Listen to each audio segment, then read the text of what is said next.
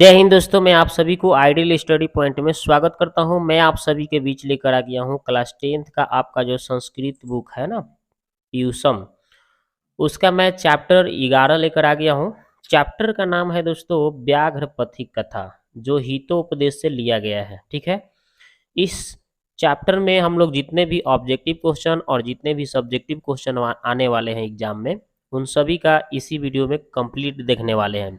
आपको कहीं और भटकने की कोई ज़रूरत नहीं, वीडियो को शुरू से अंत तक जरूर देखिए और आपको अपने पता चल जाएगा कि कैसा वीडियो लगा। ठीक है, तो चलिए स्टार्ट करते हैं। सबसे पहले हम इसका महत्वपूर्ण बिंदु की बात करेंगे। महत्वपूर्ण बिंदु में पहला क्या है कि व्याघ्रपथी कथा के रचनाकार कौन है? तो दोस्तों बताइएगा आप, नारायण पंडित। ये बहुत बार एग्जाम में पूछा गया है कि व्याघ्रपथी कथा के रचनाकार चाहे लेखक कौन है, तो नारायण पंडित बताना है।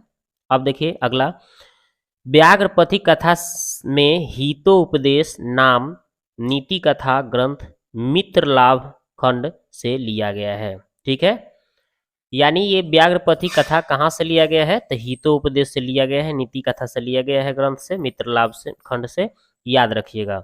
अगला है कि व्याघ्रपथी कथा में लोभ के दुष्ट परिणाम, है ना, दुष्परिणाम चाहे दुष्ट परिणाम को दिखाया गया है। ठीक है, दुष्परिणाम इसको कर लीजिएगा, लोभ के दुष्परिणाम को दिखाया गया है। आगे देखिए, व्याघ्रपथी कथा, व्याघ्र स्नान करके हाथ में कुश और स्वर्ण कंगन लेकर बैठा था। कौन स्नान करके हाथ में कुश और स्वर्ण का कंगन लेकर बैठा था? तो व्याघ्र। ठीक है, आगे देखिए, वृद्ध व्याघ्र वंशहीन था, मतलब जो बाघ था वो अपने आप को वंशहीन बता रहा था। ओके, आगे देखिए, पथिक स्वर्ण कंगन को देखकर लोभ में आ गया, मतलब पथिक को बाघ ने जब स्वर्ण का सोने का कंगन दिखाया तो उसको लोभ आ गया। किसको? पथिक को लोभ आ गया और लोभ में पड़ गया। ठीक है, आगे देखते हैं, व्याघ्र ने कंगन लेने के लिए पथिक को तालाब में स्नान करने के लिए कहा।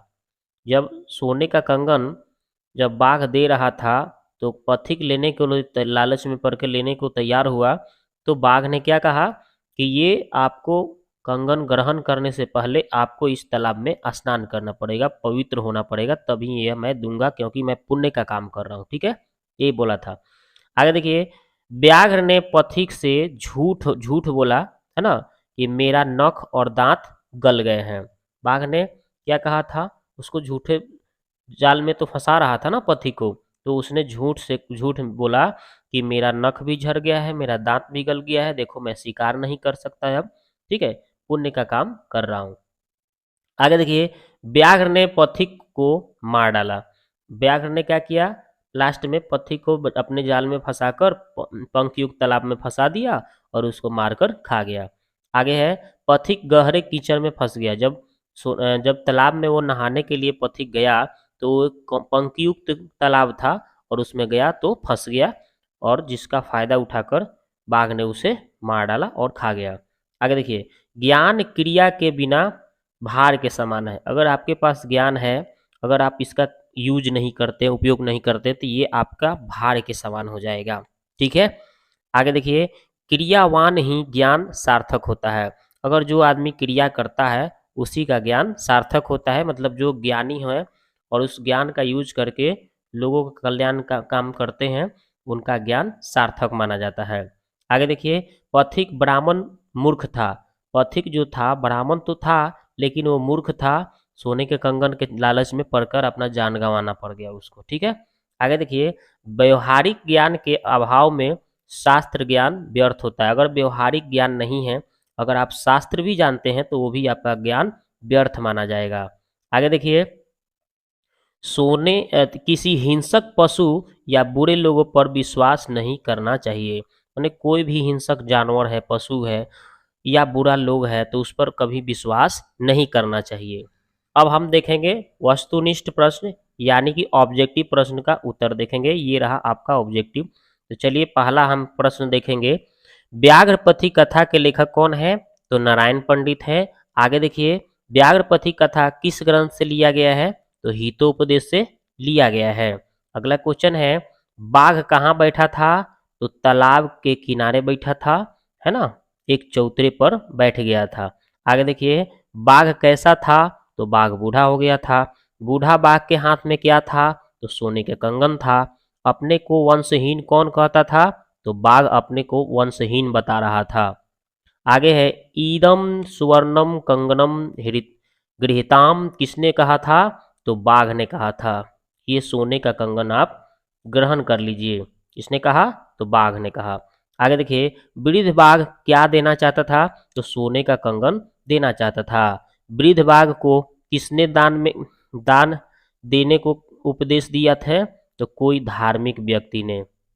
आगे देखिए, बूढ़ा बाघ ने पथिक को कहाँ स्नान करने के लिए कहा था? तो तालाब में। पथिक कहाँ फंस गया था? तो कीचड़ में, यानी कीचड़ युक्त तालाब में फंस गया था। आगे देखिए, पथिक को किसने मारा और खा लिया? तो बूढ़ा बाघ ने मारा और उसको खा गया। धन किसे देना चाहिए? तो निर्धन को, गरीब को देना चाहिए जिसे धन की जरूरत हो। तालाब में स्नान करने के लिए कौन गया था? तो पथिक गया था। दुराचारी कौन था? तो व्याघ्र। दुराचारी कौन था? तो व्याघ्र था, यानी बाघ था। आगे देखिए, पथिक कथा पाठ में किसके दुष्परिणाम को दिखा वर्णन किया गया है? तो लोभ के दुष्परिणाम के बारे में बताया गया है। आगे है, हिंसक कौन था? तो बाघ क्या था? हिंसक था। कौन लोभ से आकर्षित हुआ था? तो पथिक। बाघ हाथ फैलाकर क्या दिखा रहा था? तो सोने का कंगन दिखा रहा था। आगे देखिए, किसके बिना ज्ञान भार के समान हो जाता है? तो क्रिया के बिना भार किसके बिना ज्ञान भार के समान हो जाता है? तो क्रिया के बिना ज्ञान भार के समान हो जाता है। हितोपदेश के रचनाकार कौन है? तो नारायण पंडित है। हितोपदेश में कहानियां किससे संबंधित है? तो पशु पक्षी से संबंधित है। सोने का कंगन ग्रहण करें ऐसा कौन बोल रहा था? तो बाघ बोल रहा था। कौन स्नान कर हाथ में कुश लेकर सरोवर के किनारे बोल रहा था? तो बाघ बोल रहा था। मैं वंशहीन हूँ किसने कहा था? तो व्याघ्र था कहा था। अब हम इसका प्रश्नोत्तर देखेंगे जो एग्जाम में आपके पूछे जाएंगे। ठीक है, इंपॉर्टेंट प्रश्न को हम देखेंगे जो 16 नंबर के आपके एग्जाम में आएंगे। इस तरह से प्रश्न, व्याघ्रपति कथा का सारांश लिखें। तो चलिए हम व्याघ्रपति का कथा का सारांश बताते हैं। इस कथा के रचनाकार नारायण पंडित हैं और यह कथा हितोपदेश ग्रंथ से लिया गया है। इस कथा में लोभ के दुष्परिणाम को दिखाया गया है। इस वृद्ध बाघ दानी का नाटक करके एक पथिक ब्राह्मण को लोभ में फंसा लेता है और पथिक को सोने का कंगन लेने के लिए तालाब में स्नान करने के लिए भेज देता है। और तो वह पथिक उस कीचड़ युक्त तालाब में फंस जाता है, तो बाघ उसे मारकर खा जाता है। ठीक है, यही इसमें दिखाया गया है। आगे देखिए, अब अगला क्वेश्चन है कि व्याघ्र ने पथिक को क्या कहा था? तो व्याघ्र ने पथिक को कहा था कि मैं बूढ़ा और वंशहीन हो गया हूँ। मैं जवान था तो अनेक लोगों का जीव जंतु का शिकार किया।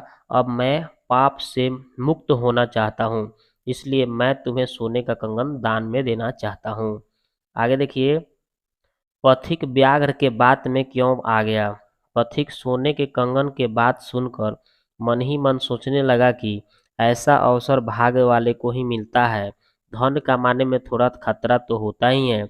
इसी बात को सोचकर पथिक व्याघ्र के बातों में आ जाता है, यानी फंस जाता है। आगे है, व्याघ्र पथिक कथा से हमें क्या शिक्षा मिलती है? तो पथिक कथा से हमें यह शिक्षा मिलती है कि हमें लोभ नहीं करनी चाहिए, क्योंकि लोभ का परिणाम घातक होता है। इसके ही कारण जान गंवाने की नौबत आ सकती है, जिस तरह से पथिक ने अपना जान गंवा दिया था। पथिक के समान जान गंवाने की नौबत आ सकती है। अगला है कि व्याघ्र पथिक के कथा के आधार पर बताएं कि दान किसको देना चाहिए। तो आंसर हो जाएगा, व्याघ्र पथिक कथा के आधार पर दान गरीब लोगों को देना चाहिए। उपकार जो उपकार नहीं किया है उसे दान देना चाहिए। स्नान समय पात्र को ध्यान में रखकर दान देना चाहिए। अब अगला चैप्टर हम अगले वीडियो में लेकर आएंगे। दोस्तों, ये वीडियो कैसा लगा आप जाके कमेंट बॉक्स में प्यारा सा एक कमेंट करके मेरे को बताइए। ठीक है।